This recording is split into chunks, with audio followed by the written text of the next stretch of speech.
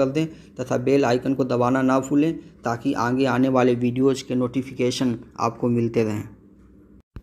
चलिए दोस्तों, आज का वीडियो स्टार्ट करते हैं, जिसका टॉपिक है कार्य, समय और दूरी। यह वीडियो कॉम्पिटिटिव एग्ज़ाम के दृष्टि से काफ़ी इम्पोर्टेंट है, इसलिए वीडियो को लास्ट तक ज़रूर देखें। दोस्तों, इस प्रकार के प्रश्नों में पूरे कार्य को एक यूनिट मान लिया जाता है। यदि कोई व्यक्ति किसी कार्य को x दिन या x घंटे में करता है तो उसका एक दिन का कार्य 1/x भाग होगा। अगर m1 व्यक्तियों का समूह W1 कार्य को D1 दिन तक H1 घंटे प्रतिदिन कार्य करके पूरा करते हैं और एक अन्य M2 व्यक्तियों का समूह W2 कार्य को D2 दिन तक H2 घंटे प्रतिदिन करके पूरा करते हैं, तब यहाँ पे बहुत ही एक इम्पॉर्टेंट फार्मूला मिलता है। M1 D1 H1 बटे में W1 equal to M2 D2 H2 बटे में W2। अगर दोनों समूह के व्यक्तियों द्वारा बराबर काम किया जाता है, यानी W1 इक्वल टू W2, तब हो जाएगा M1 D1 H1 equal to M2 D2 H2। अगर प्रश्न में केवल दिन दिया हो, घंटा नहीं दिया हो, तब H1 और H2 को फार्मूला से हटा देते हैं, तब नया फार्मूला हो जाएगा M1 D1 बटे में W1 equal to M2 D2 बटे में W2। प्रश्न में M2 D2 H2 और W2 में से किसी एक को निकालना होता है और हम इस फार्मूला के सहायता से उसे आसानी से निकाल सकते हैं। तो चलिए दोस्तों, कुछ इम्पोर्टेंट क्वेश्चंस को लेते हैं ताकि कार्य, समय और दूरी का कॉन्सेप्ट और ज़्यादा क्लियर हो सके। पहला क्वेश्चन है, 24 व्यक्ति 7 घंटे प्रतिदिन कार्य करके किसी कार्य को 27 दिन में पूरा करते हैं, तब उसी कार्य को 14 व्यक्ति 9 घंटे प्रतिदिन कार्य करके कितने दिनों में पूरा करेंगे। प्रश्न में आप देख रहे हैं कि इसमें व्यक्तियों का दो समूह है। पहले समूह में व्यक्तियों की संख्या 24 है, यानी M1 इक्वल टू 24। पहले समूह में जो व्यक्ति हैं वो 27 दिन में काम पूरा करते हैं, यानी D1 इक्वल टू 27, और प्रतिदिन 7 घंटे काम करते हैं, यानी T1 इक्वल टू 7। दूसरे समूह में व्यक्तियों की कुल संख्या 14 है, यानी M2 इक्वल टू 14। दूसरे समूह का प्रत्येक व्यक्ति प्रतिदिन 9 घंटे काम करता है, यानी T2 इक्वल टू 9। अब दूसरा समूह उस कार्य को कितना दिन में पूरा करेगा वही हमको निकालना है, यानी D2 का वैल्यू निकालना है। मान लेते हैं D2 का वैल्यू x है। अब चूँकि दोनों समूह द्वारा एक ही काम किया जा रहा है तो फार्मूला से हम W1 और W2 का वैल्यू हटा सकते हैं। तो हमारा फार्मूला होगा M1 D1 H1 equal to M2 D2 H2।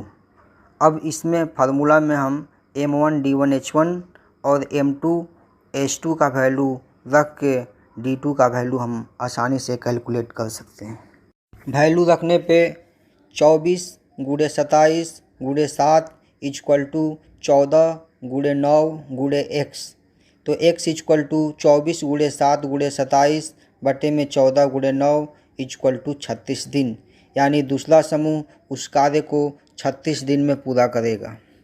दूसरा क्वेश्चन है, राम श्याम से दोगुना कार्य कुशल है और दोनों मिलकर किसी कार्य को 14 दिन में पूरा करते हैं, तब अकेला राम उस कार्य को कितने दिनों में पूरा करेगा। मान लेते हैं कि राम उस कार्य को x दिन में पूरा करेगा, तो राम द्वारा एक दिन में 1/x कार्य किया जाएगा। क्योंकि क्वेश्चन में दिया हुआ है कि राम श्याम से दोगुना कार्य कुशल है, यानी श्याम राम से आधा कार्य कुशल है, तो श्याम द्वारा एक दिन में 1/2x भाग कार्य किया जाएगा। अब दोनों द्वारा मिला के एक दिन में 1/x प्लस 1/2x कार्य किया जाएगा।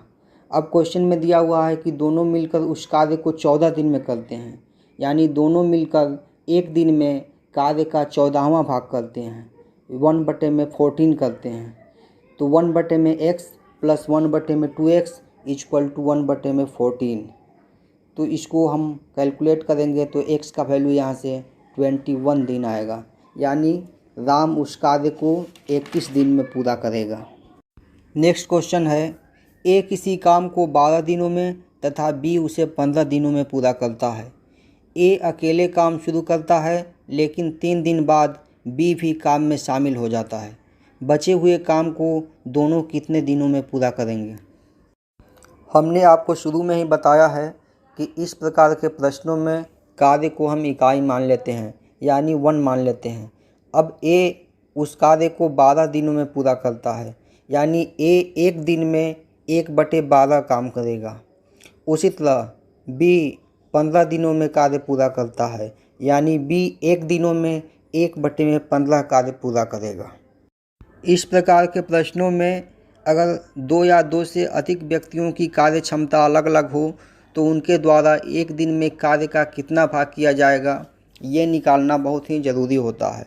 इससे हमको सवाल को हल करने में काफ़ी सुविधा मिलता है। अब हम देख रहे हैं कि ए एक दिन में 1/12 भाग काम कर रहा है, बी एक दिन में 1/15 भाग काम कर रहा है, तो दोनों मिलकर एक दिन में 1/12 प्लस 1/15 बराबर हल करने पे आएगा 3/20 भाग काम करेंगे। अब ए काम को 3 दिन तक अकेले कर रहा है और ए एक दिन में 1/12 भाग काम करता है, तो ए द्वारा 3 दिन में कुल 1/12 × 3 यानी 1/4 भाग काम किया जाएगा। अब उतना काम करने के बाद जो शेष काम होगा वो कितना होगा, तो वो होगा 1 - 1/4 = 3/4।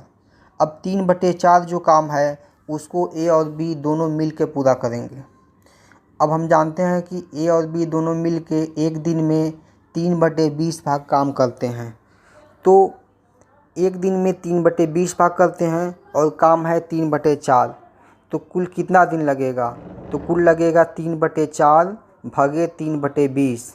इसको अगर हम हल करेंगे तो ये आएगा 5 दिन, यानी ए और बी दोनों मिलकर शेष काम को 5 दिन में पूरा करेंगे।